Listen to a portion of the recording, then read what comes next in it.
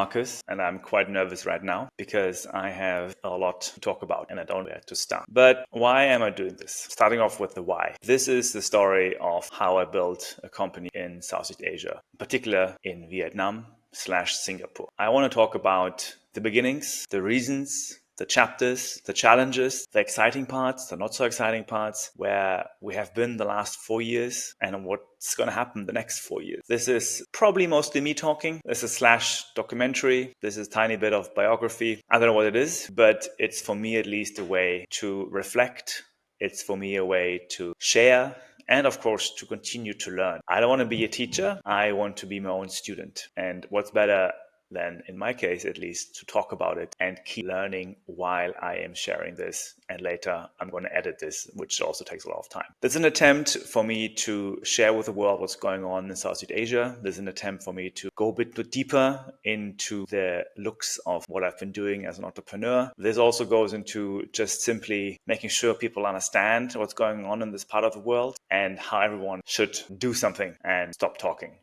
However, in this case, I have to talk a bit more because so much has happened and I would like you guys to learn more and see what's going on. Well, so what has been going on? I get asked the question a lot. Why, Marcus? You are a German engineer who lived in Singapore for 6 years, had a successful career in venture capital and entrepreneurship. Why do you go to Vietnam? A question I probably get asked every 2 days. Well, it was 2019 and I lived at the time in Singapore. I was part of an investment firm where we invested in fintech startups in Southeast Asia. Fintech are the startups that are operating in technology and finance, lending companies, payment companies, and the likes. I had great co-founders. We had done some investments, but at the same time, something didn't really seem right. We had tried, but at the same time, the climbing of the mountain did not seem we were climbing the right mountain. So in 2019, I decided to focus more on what I love, which is running.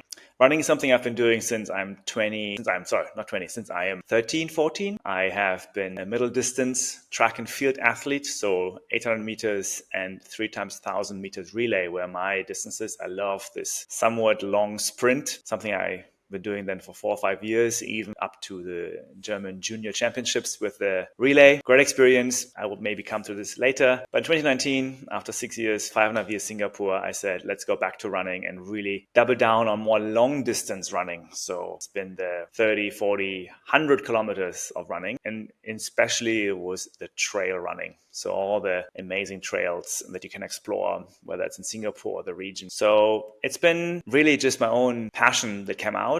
And I thought that's the right idea, the right step for me to get out of my fintech zone into more of my Marcus zone. It wasn't easy to pull myself out of that. And running was a great tool and a great medicine to focus on. So that led me to my first reason, why do I go to Vietnam? Which is, guess what? Vietnam has amazing highlands. Vietnam is a country not just full of beaches, but also full of mountains and great hills. An area called Đà Lạt, which is in the central highlands, in 1 hour flight outside of Ho Chi Minh City, 5 hours by car, bus. You have an area that has milder climate, quite dry. Reminds me a bit of my central German highlands. And so I spent a few months living there the end of 2019 in order to just train for my upcoming 100-kilometer races I was planning at the time. Great time to explore, and it really got me into the Vietnam running passion, running community, and Đà Lạt was a great start. Second reason why Vietnam, well, to be honest with you, having worked and lived in London and Singapore for most of my professional career, I got exposed to quite a bit of, call it, hyper capitalism and the really fast business mindsets that are happening in those two great places. And I love London and Singapore for that. So I was thinking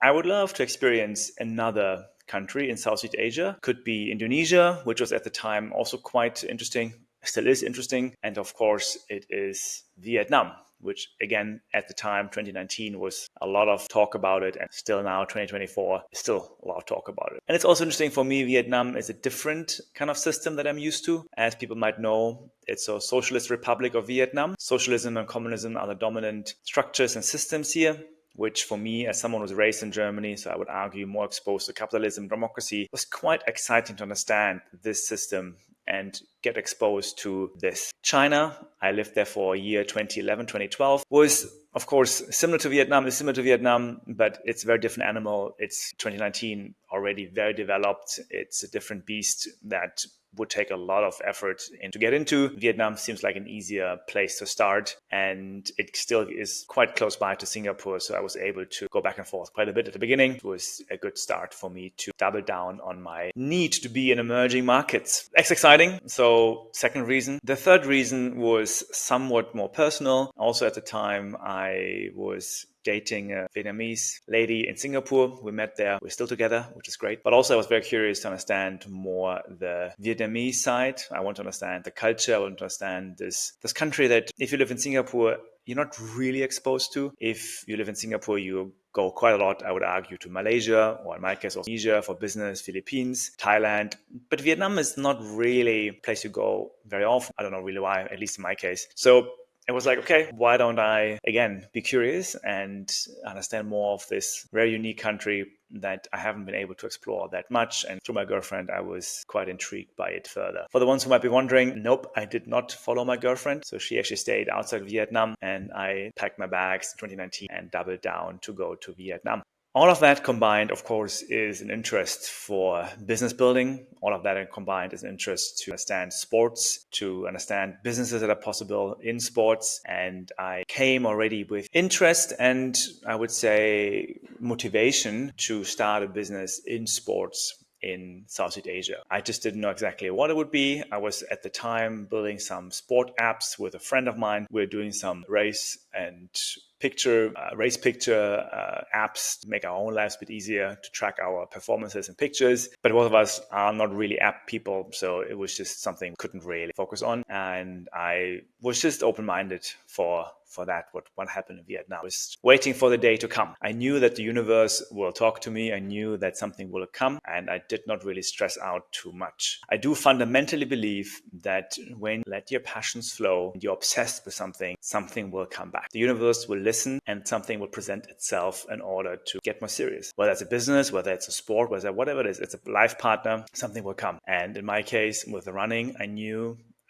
deep inside me that something would come my way. So in summary, there were three reasons for me why I moved from Singapore to Vietnam. First and foremost, it was for the running, better climate to train. Second, it was interest into the quite different system of socialism, communism / hybrid capitalism. And number three was personal interest to learn more about the culture as I was having my partner. Now, how does this get me from these two interests to starting a company, which called Lecka? Well.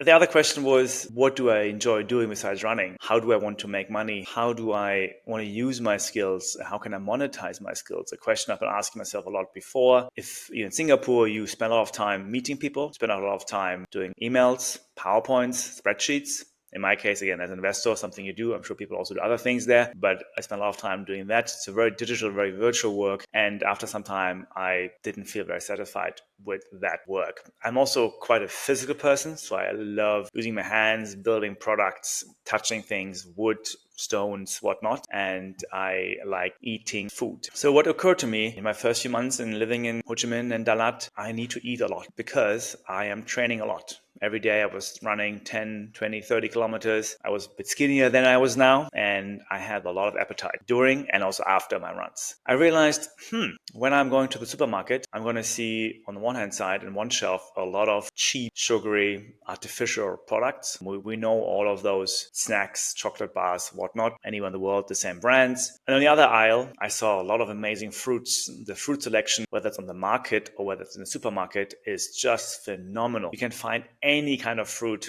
that you wish for here available, and it's fresh, it's healthy, it's right from the fields, right from the farms. So I was wondering, hey, on the one hand side you see all the sugar snacks, on the other side you see the fruits. What's there in the middle? And yes, you have some dried fruits, you have a lot of nuts, you have a lot of seeds, but none of them were packaged in a way that were convenient to take on my run.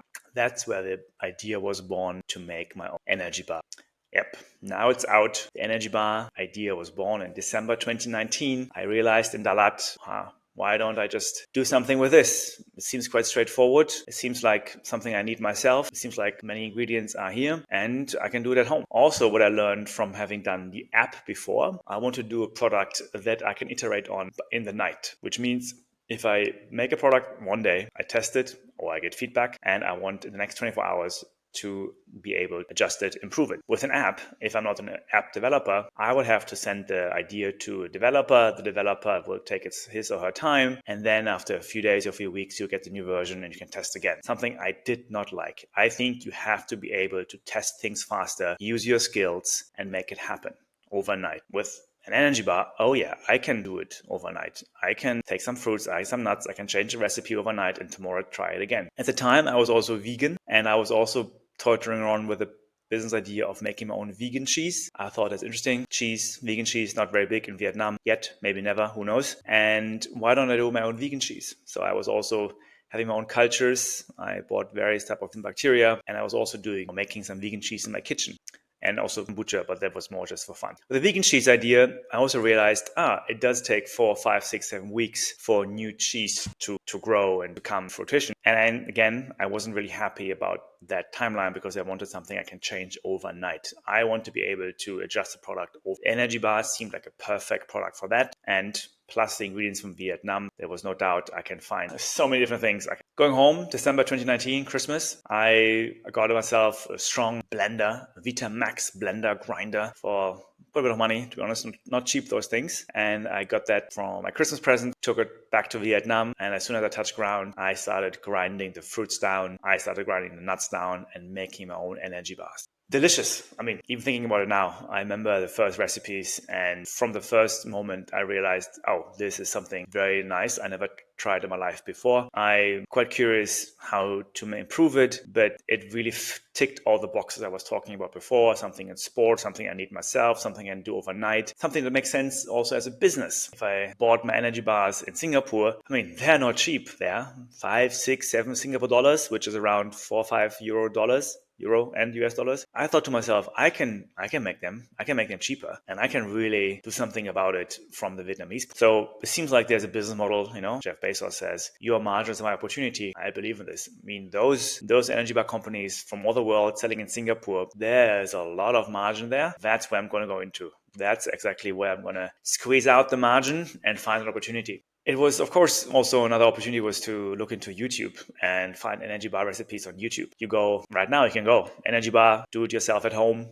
You find a lot of recipes at home. But what I realized, all of the recipes, that's maybe my engineering brain kicking in, are using 2 major ingredients. One of them are the dates, an amazing, great tasting dried fruit from the Middle East, Northern Africa, India, and or they have oats, so another very popular ingredient in the West. And none of those 2 exist in Vietnam.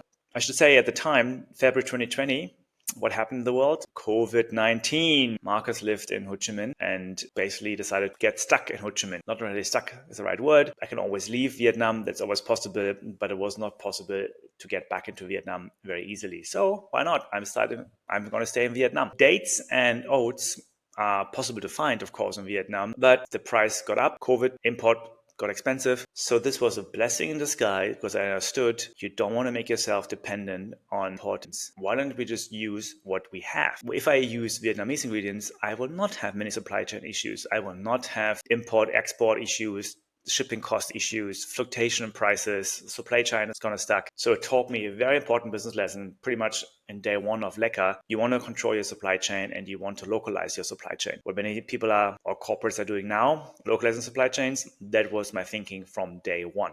With that in mind, I thought, okay, no oats, no dates, can't copy with pride, how they say. I'm going to be creative myself and I'm going to start process as an engineer. What does it mean? I literally iterated every single day through hundreds of recipes. I've got spreadsheets full of recipes where I literally just changed 1 gram of this ingredient, 1 gram of the other ingredient, just to make sure I really optimize our flavor and also first and foremost understand the flavors this country has to offer. Many of the ingredients, many of the dried fruits and powders were very new to me. I have maybe tried them in my life a few times before, but I never really spent time understanding the flavor profile, what they're doing. From a nutrition point of view, as a runner, it was very clear to me that I optimize for 2 things: energy, electrolytes. Energy bar, of course, more about the energy. So it's really about the natural sugars occurring in the dried fruits. That's all the science I understood. Of course, I looked more into it. I will cover this another day. But from the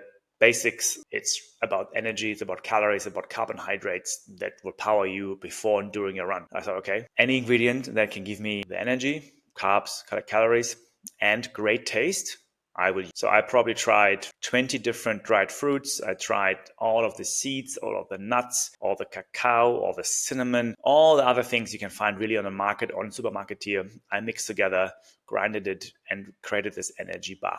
So that's the first chapter of Lecka, from starting out with my passion to creating my first prototype. I'm going to pause here a bit. I've been staring at this camera for 20 minutes, and I'm going to try to reflect a bit more on this first chapter, because I also want to spend time going a bit deeper than just what's been happening. I don't want to just talk about the actions. I also want to talk about the learnings and what does it really mean for me personally, and what can I pass on to others if you want to do something. The first learning is do something you really like. Do something that you are passionate about and you can do every single day. This sounds so cliche, but in my case, the running, I was at the time so passionate about it. I can do it every single day. I got so lost in it in a good way, got obsessed with it, probably a bit too much. And I really had nothing else in my life. I had nothing else in mind than running. I optimized everything for running, whether it's my nutrition, my travel plans, where I live, who I meet, who I train with, how long I stay up at night, of course, my nutrition, everything was optimized for running. That really gave me a mindset as a runner, which also then benefited me as an entrepreneur. Second thing I learned is build a product where you can use your skill sets and iterate as fast as possible. This might depend on the product, how fast, what fast means. In my case, I want to do something I can iterate on a 24-hour basis. The energy bar was a perfect product. I can change after the run. I sit down at the laptop in the kitchen, iterate, and build a new version the next run to come. The third thing is to be alone if possible. And why is that? In chapter 2, I will share a bit more how I got out and shared it with other people. But for the first chapter, I was very alone. I lived in Dalat in the middle of nowhere. I had some contact. I spoke to some people, but also the time I was just running. I was just with myself in my kitchen on the market, really focusing on this prototype and this product. Not much noise, pretty clear and clean head, and just focus. I don't think I wanted any distraction. I don't think I wanted any kind of input or ideas or market research. I just wanted to really build something I would enjoy myself. The fourth learning is be cheap and understand how you can manage your resources.